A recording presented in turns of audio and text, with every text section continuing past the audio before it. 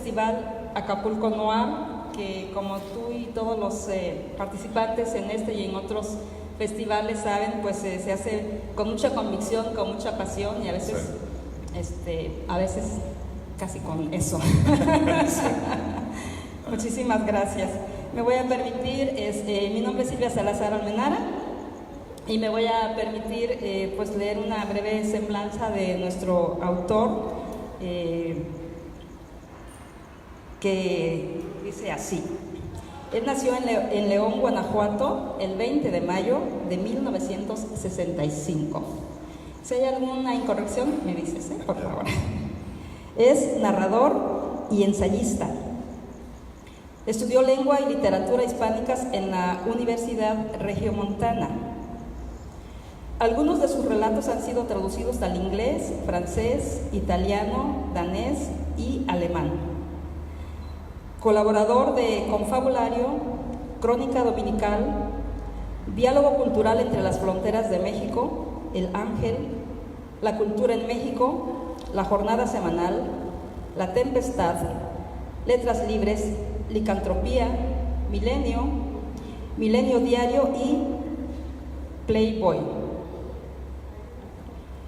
Dentro de su obra encontramos líneas de investigación, por ejemplo, en Los Límites de la Noche, de Editorial Era en 1996, su publicación. Tierra de Nadie, también de la misma Editorial Era en el año de 1999. Nadie los vio salir, Editorial Era, 2001. Nostalgia de la Sombra, la editorial es Joaquín Mortis, 2002. Parábolas del Silencio, Editorial Era, 2006. Sombras detrás de la ventana, que es una colección de cuentos reunidos, sí. Entre los cuales están Los Límites de la Noche, ¿verdad? Están los primeros cuatro. Los primeros cuatro, sí. Que son los que leí. Y Juárez, El Rostro de Piedra, Sombras detrás de la ventana, cuentos reunidos de la Editorial Era en el 2009, y Juárez, El Rostro de Piedra, de Grijalvo, 2008. Y dentro de las evidencias de su trabajo, primer lugar en el certamen de cuentos, poesía y ensayo, 1994 de la Universidad Veracruzana, Premio Internacional de Cuento Juan Rulfo en el 2000, otorgado por Radio Francia Internacional, Premio Nacional de Cuento Efrén Hernández en el 2004 y el Premio Antonin Artaud en el 2010. Bien, pues un aplauso para nuestro invitado.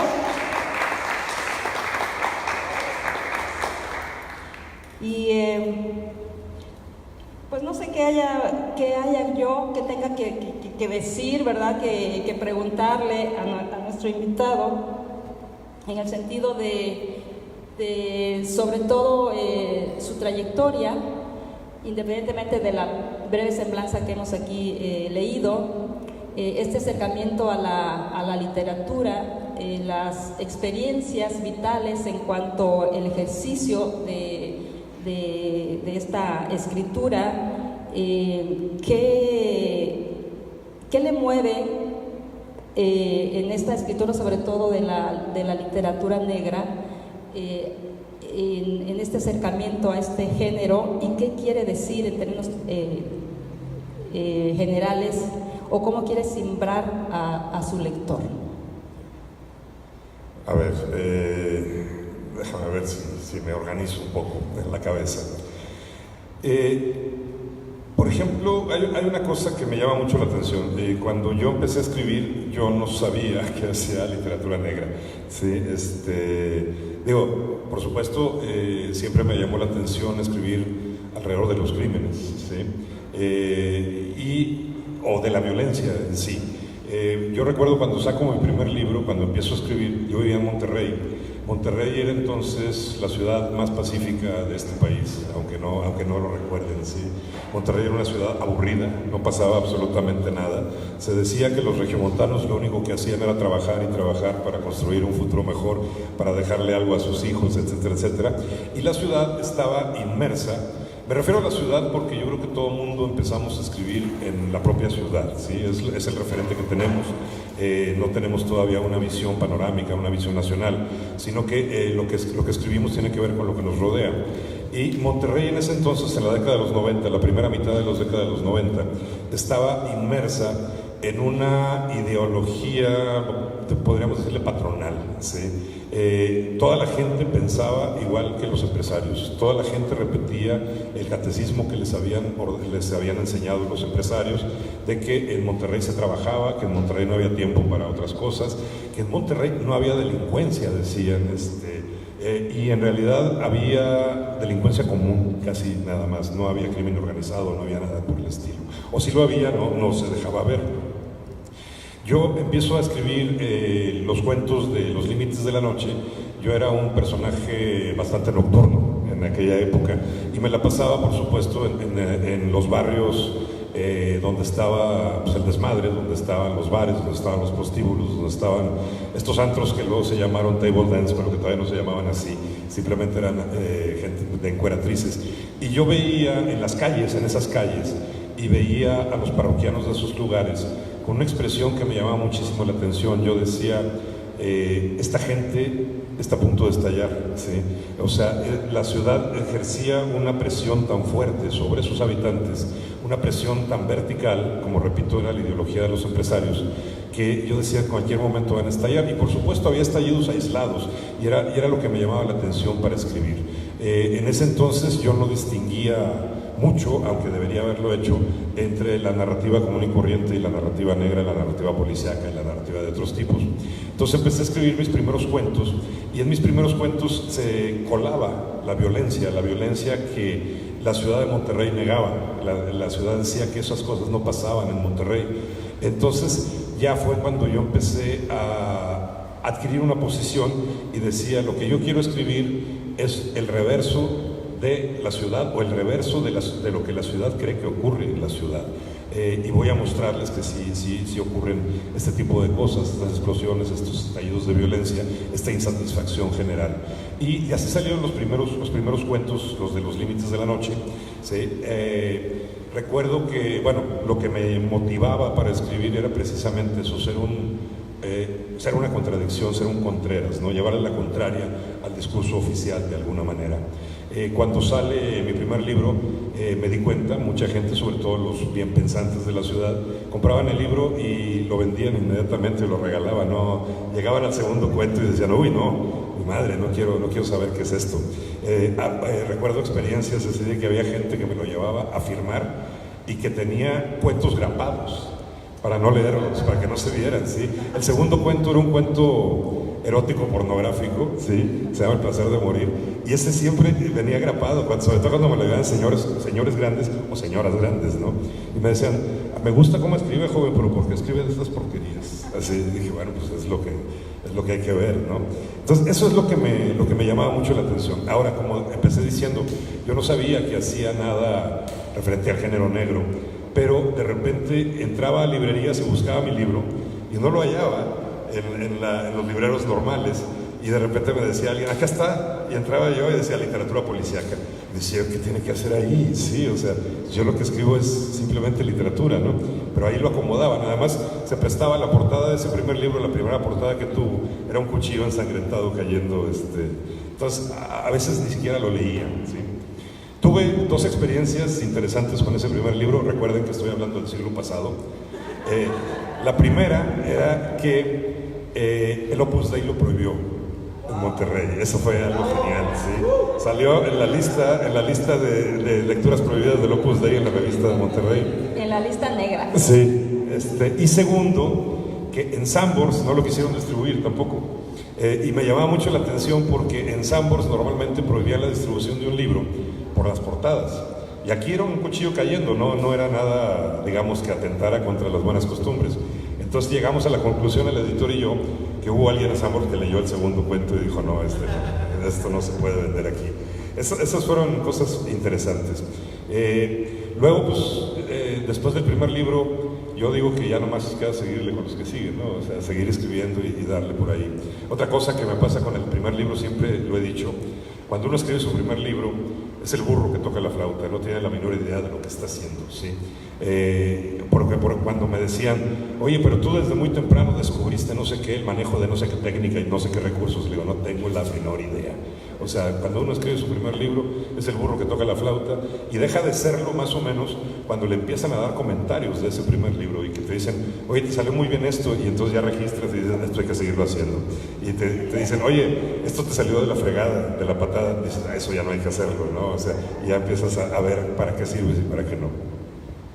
Bien, con respecto a Los Límites de la Noche, que tuve la oportunidad de leer dentro del Reto Noir, porque estamos participando en un club de lectura que nos reunimos semanalmente, y pues la tarea fue leer los autores, los libros de los autores que se están presentando en este tercer festival, y fue uno de los libros que me llamó mucho la atención, por la fluidez de la escritura, por el perfil de los personajes, aunque no están tan estrictamente delineados, pero son personajes dentro de una marginalidad que uno reconoce por una cotidianidad y por una cercanía, sobre todo en estos contextos fronterizos que tú y algunos de sus compañeros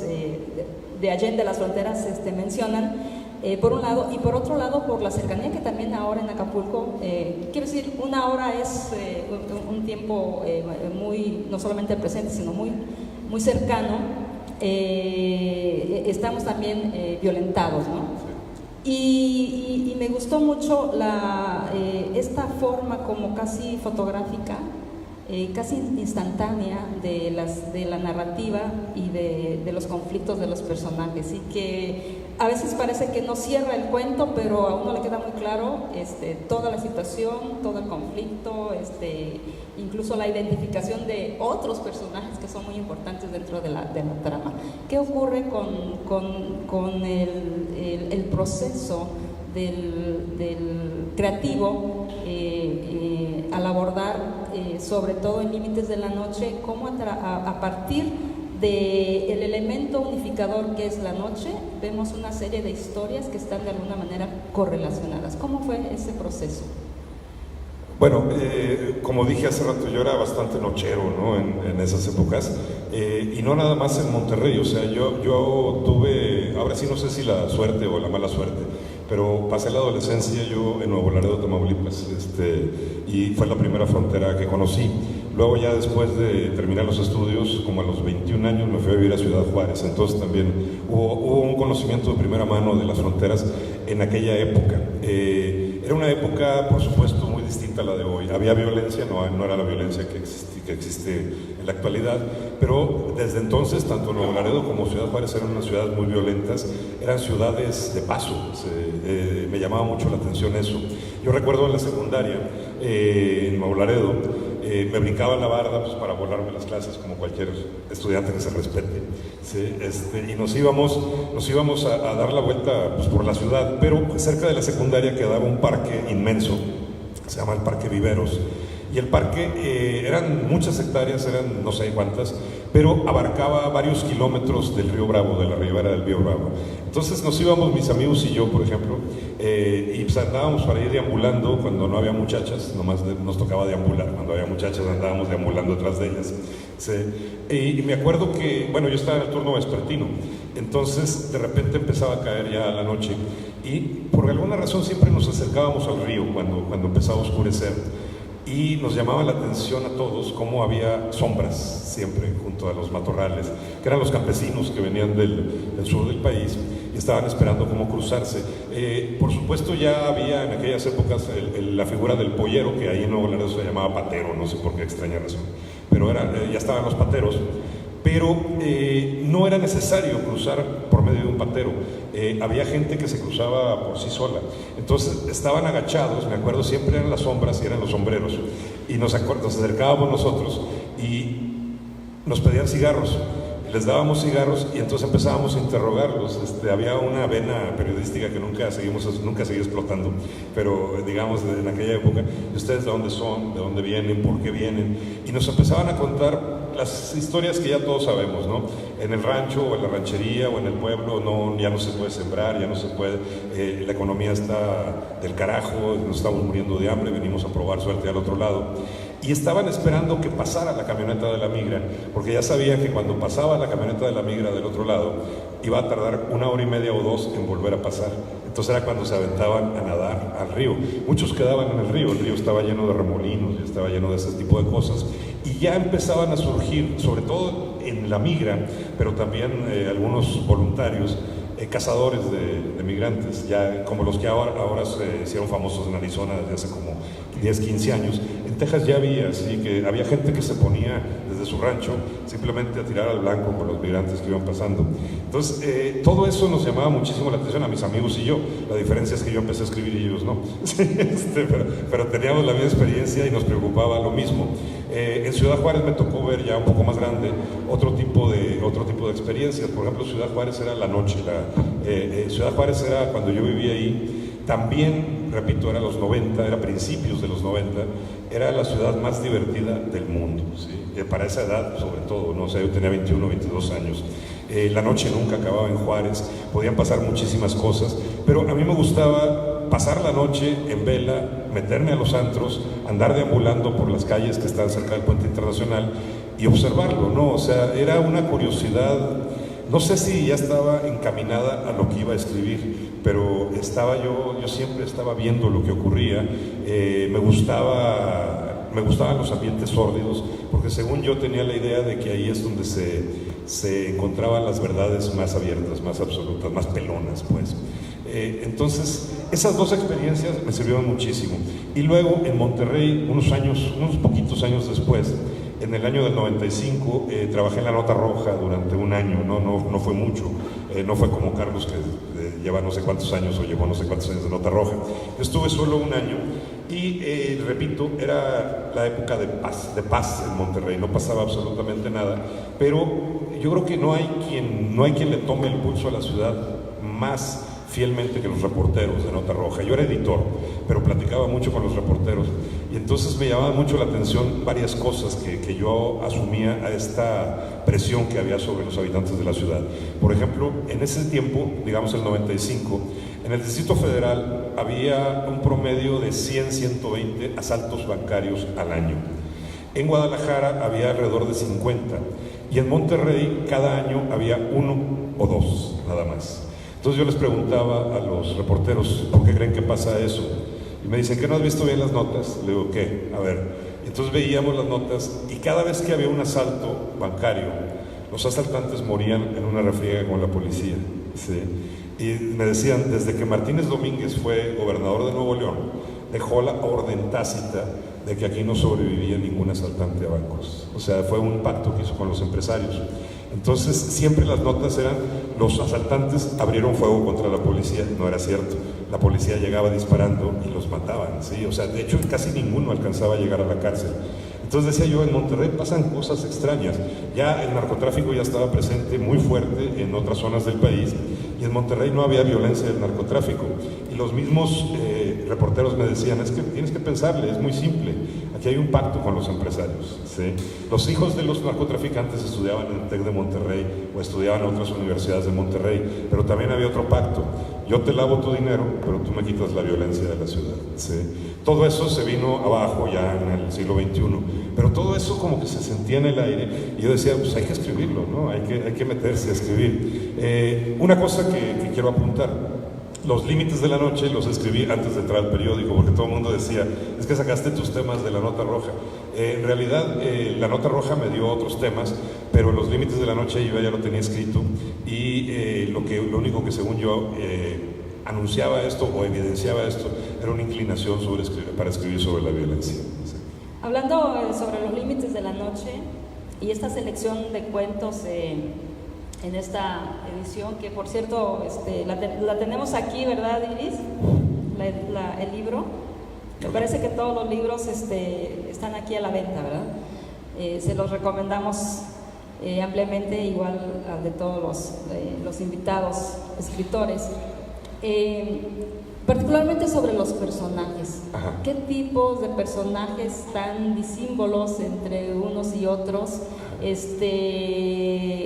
pasa con, son personajes de tu observación real?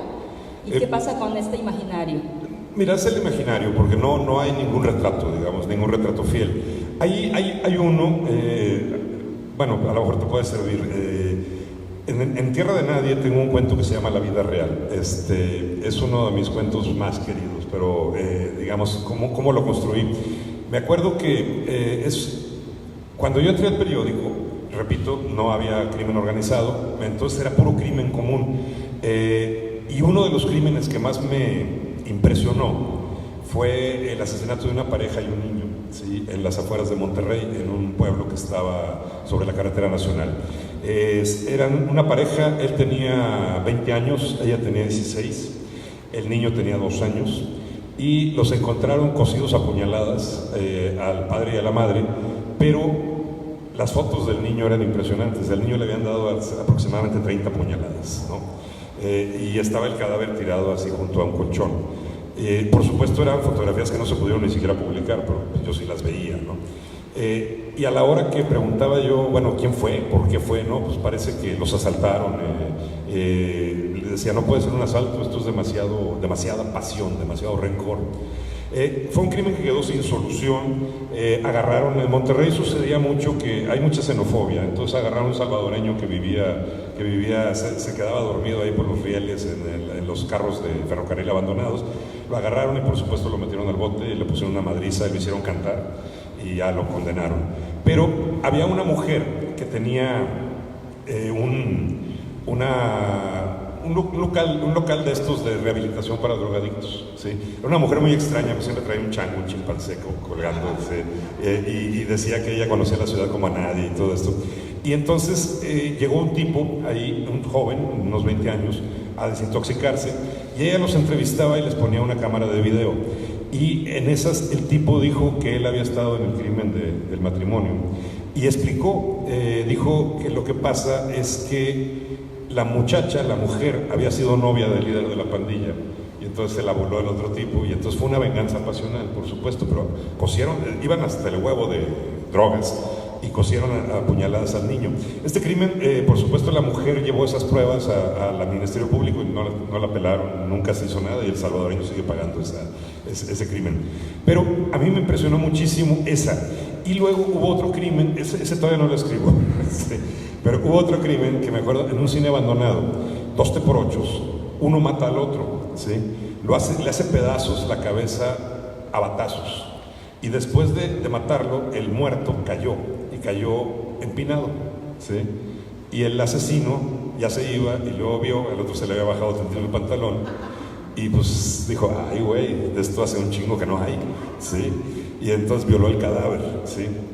Me llevan las fotos, me llevan todo eso y me llevan una grabación del asesino. Y yo oigo la grabación que era totalmente ilegible, pero a mí no sé qué tantas cosas me movió, dije yo tengo que escribir esto. Lo traje como 1 año en la cabeza, como 2 años en la cabeza, ya me había salido del periódico, y un día me dice una pareja de pintores de Los Ángeles que fue a Monterrey, dice, ayer comimos con gente del periódico donde tú trabajabas, dice, y me dijeron, y salió una crónica, dice, excelente, de una pareja de teporochos, dice que se aman, son una pareja de novios, pero son teporochos, ¿sí? Y andan por toda la ciudad de la mano y adorándose y todo esto. Y la crónica, según me dijo, era conmovedorosísima. Y en ese momento dije, ya sé cómo voy a escribir el cuento. O sea, tengo que juntar los 2 casos. Me acuerdo que el otro día en la mañana me levanté muy temprano para ir a comprar el periódico del día anterior. Iba en el carro y de repente dije, no lo necesito. Ya no me interesa lo que haya escrito el cronista. Ya tengo yo mi idea en la cabeza. Y entonces lo que hice yo fue, en el crimen de los teporochos, que el teporocho matara al otro por celos de la mujer, sí, un poco. Y se armó toda esta historia. Digo, tu pregunta era sobre los personajes. Más o menos como que los voy configurando, les voy dando vueltas en la cabeza. Hay veces que me duran meses, hay veces que me duran años, hasta que al fin lo tengo ya no sé cómo decirlo, lo tengo que decir aunque sea fantasía. De repente el tipo ya me está hablando y ya lo puedo ver, ya puedo platicar con él y ya lo puedo empezar a escribir. O sea, los personajes normalmente los pienso bastante, los configuro, les doy su tiempo, hasta que ya están, digamos, más o menos maduros y ya los puedo ver en acción. Entonces ya los empiezo a escribir, ¿sí? Nunca he tomado un retrato, digamos, de apuntes del natural. Casi siempre es así, un rasgo o dos, y empiezan a crecer, y empiezan a crecer, y empiezan a crecer hasta que ya los tengo. Una última pregunta para pasar ya a la sesión de preguntas del público. ¿Le da miedo a Eduardo Antonio Parra repetirse en la escritura? No, para nada. De hecho, yo siempre he distinguido muy bien, digo, como lector, entre el escritor profesional y el escritor artista, y el escritor profesional no me interesa. El escritor profesional, según yo, es aquel que escribe de cualquier tema que le pongas enfrente y que te saca una novela así bien hecha y todo esto, pero no es un artista. Para mí el artista tiene obsesiones, y esas obsesiones te llevan a, de alguna manera, si no a repetirte, a rondar los mismos temas siempre. Yo desde que empecé a leer en serio, me acuerdo que me interesaban este tipo de autores. Pongo un ejemplo, un mexicano que ya casi nadie lee, Juan García Ponce. A mí me fascinaba. Juan García Ponce escribía sobre autismo, escribía sobre las relaciones eróticas de la pareja. Escribió alrededor de 30 novelas, García Ponce, y siempre eran las mismas, siempre era lo mismo. Y a mí me daba mucho gusto cada vez que sacaba una nueva, iba yo y la compraba. Y yo decía de broma, yo tengo un pacto con Juan García Ponce. Él hace como que escribió una novela nueva y yo hago como que estoy leyendo algo nuevo, pero siempre son los mismos temas. Claro, los ve desde otro punto de vista, profundiza más en ellos, etc. Creo que esos son los escritores que me interesan. Si tú buscas, por ejemplo, a Dostoyevsky siempre giró alrededor de 5 o 6 temas. Si buscas a Tolstoy, giró siempre alrededor de 5 o 6 temas y siempre escarbaba más y escarbaba más. Y a lo largo de su vida resulta que esos temas sacaron cosas luminosas de ellos, ¿no? No me da miedo repetirme porque sé que no me estoy repitiendo, simplemente estoy abordando las obsesiones que siempre he tenido y que seguiré teniendo hasta que me muera. Muchísimas gracias, pues abrimos el espacio para las preguntas y alguna persona del auditorio le vamos a pasar el micrófono.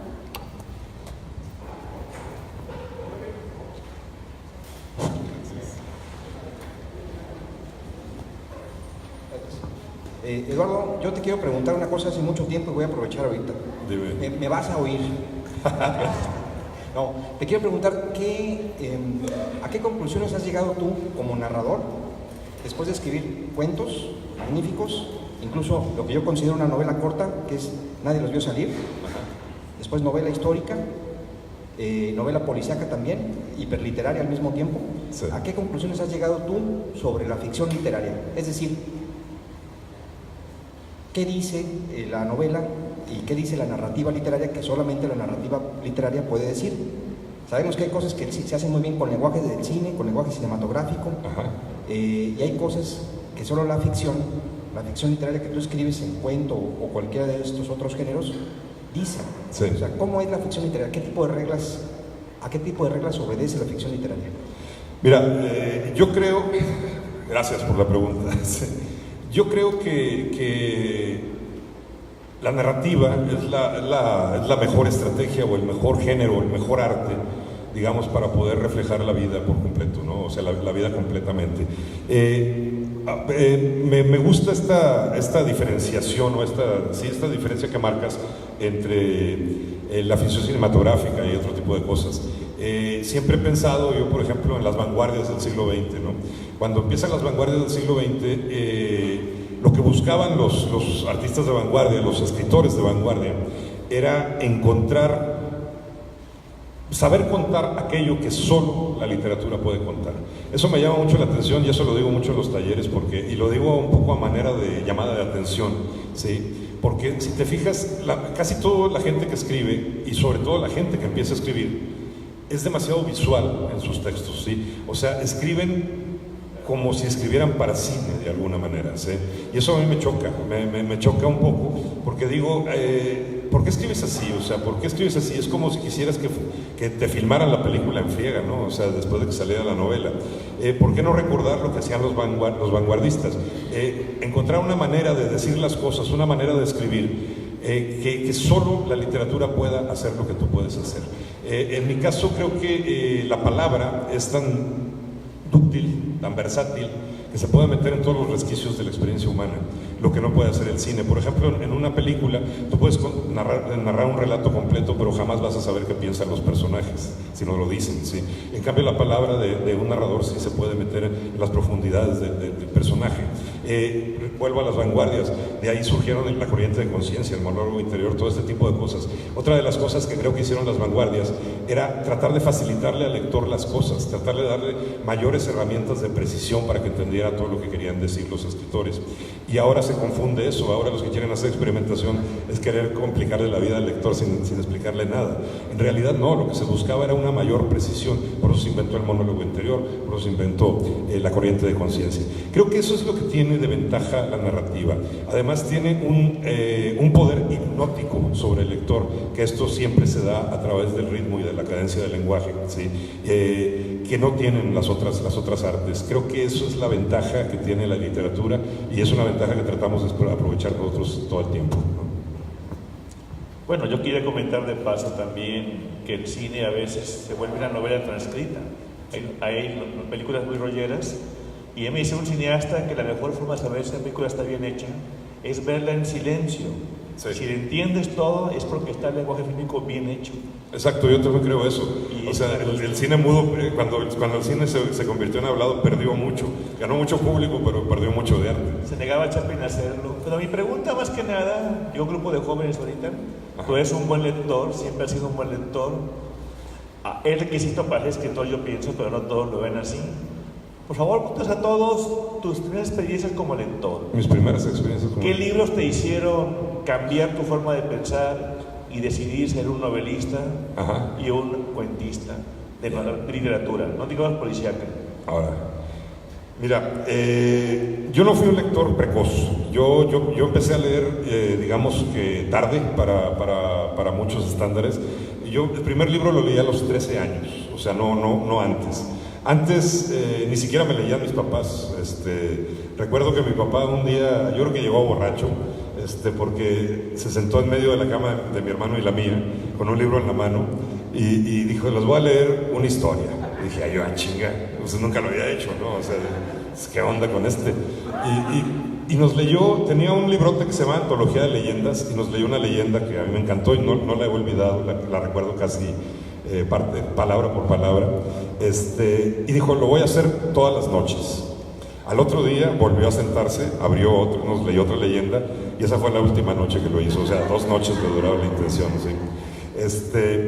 En la casa había muchos libros, mi madre leía muchísimo. Mi madre, yo recuerdo cuando ya tenía yo edad para desvelarme un poco más, me acuerdo que mi mamá se quedaba leyendo hasta las 2 o 3 de la mañana todos los días, ¿sí? Pero mi madre era de este tipo de lectoras que le decía yo, ¿qué estás leyendo?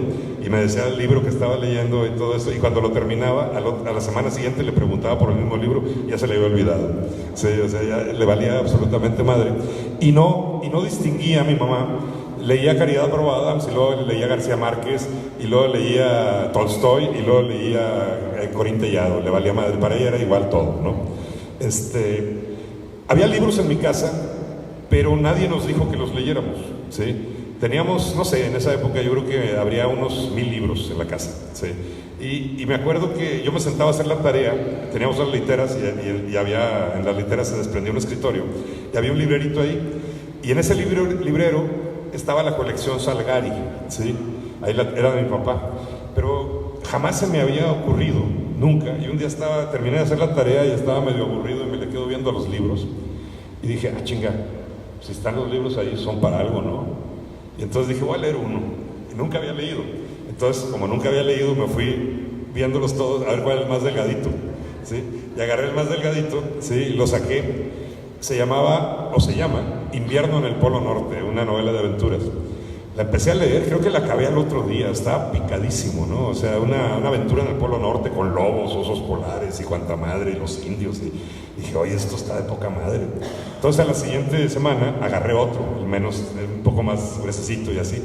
Yo creo que me chuté, a los 13 años de edad, de Salgari me había chutado como unos 10 o 15 libros. Y luego ya me fui a otro librero donde tenía otros libros, unos verdes de Editorial Cumbre, que se llamaba Clásicos Juveniles. Y empecé a agarrar. Me acuerdo que de ahí, los que más recuerdo, Las aventuras de Tom Sawyer, Miguel Strogoff, que creo que es la mejor novela de aventuras que he leído en mi vida, ¿sí? La Isla del Tesoro, La Vuelta al Mundo en 80 días, una serie de cosas. Y de repente ya era lector, o sea, ni siquiera me di cuenta y ya estaba leyendo con más asiduidad.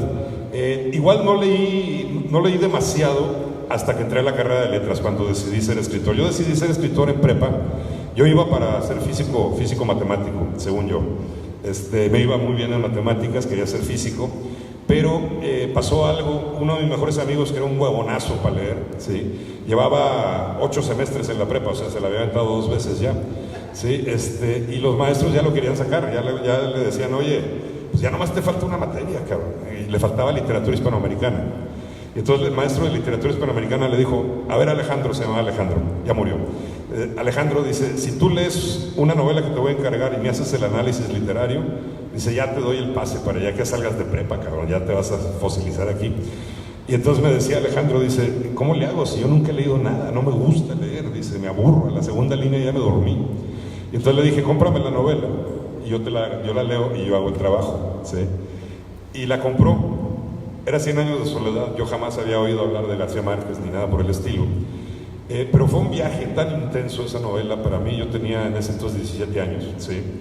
Que cuando llegué al punto final, aquella frase de porque las estirpes condenadas a 100 años de soledad no tendrán otra oportunidad sobre la tierra, la cerré y dije, ya sé lo que quiero hacer.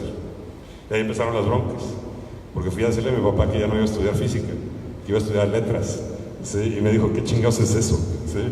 Y le digo, no, pues que quiero ser escritor. ¿Y de qué vas a vivir, cabrón? Sí, o sea, de ese tipo de cosas, ¿no? Por supuesto me entré a letras y bueno, ahí fue. Pero creo que fue 100 años de soledad la que me hizo decidir. Pero había otra que había leído 7 veces y que me sabía casi de memoria. Y que esa todavía no me hizo decidir la vocación, pero yo creo que empujó muchísimo.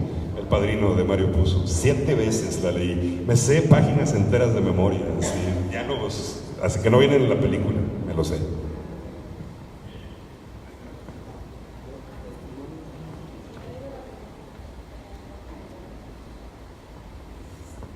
Retomando tu comentario, Parra, acerca de ser escritor y aprovechando también que tenemos aquí a un grupo muy joven, y la respuesta supongo que iría dedicada para ellos. Si ellos que son tan jóvenes quisieran dedicarse a alguna labor artística o precisamente a la escritura, ¿tú se los recomendarías? ¿Se puede vivir de eso en este país? Yo creo que sí, o sea, por supuesto que sí. Bueno, aquí estamos, ¿no? Nadie se ha muerto de hambre, chingada, aquí estamos todos nosotros. Creo que lo que tienen que hacer es dedicarse a lo que les gusta, por supuesto. O sea, si deciden ser artistas, pintores, escultores, escritores, músicos, lo que sea, pues entregarse con todo ello, que no se dejen influenciar o influir con esta cosa de que no, hay carreras que te dan de comer mucho mejor, ninguna te da de comer bien, la verdad. La Ciudad de México, por ejemplo, está llena de taxistas que son ingenieros, que son licenciados en Derecho, que son, o sea, si uno se dedica a lo que le gusta y a lo que realmente le apasiona, pues va a hacer todo lo posible por hacerlo bien, ¿sí? O va a hacer todo lo posible por seguir en eso. A mí me decían, mi padre me decía eso, te vas a morir de hambre. Y creo que a todos nos dijeron en alguna ocasión, se van a morir de hambre si se dedican a eso. Y como vemos aquí seguimos vivitos y coleando, ¿no? O sea, no nos morimos de hambre, vivimos bien, vivimos, vivimos, o sea, no se hace uno rico ni nada por el estilo, pero vale la pena. Cuando yo empezaba, por ejemplo, me dijo David Martín del Campo, que era un escritor mucho mayor de edad, me decía, mira, síguele por este camino, dice, no te vas a hacer rico, pero tiene sus ventajas, dice, una de sus ventajas es que vas a conocer todo el país y muchas partes del mundo y todo te va a salir gratis. O sea, siempre vamos invitados a todos lados.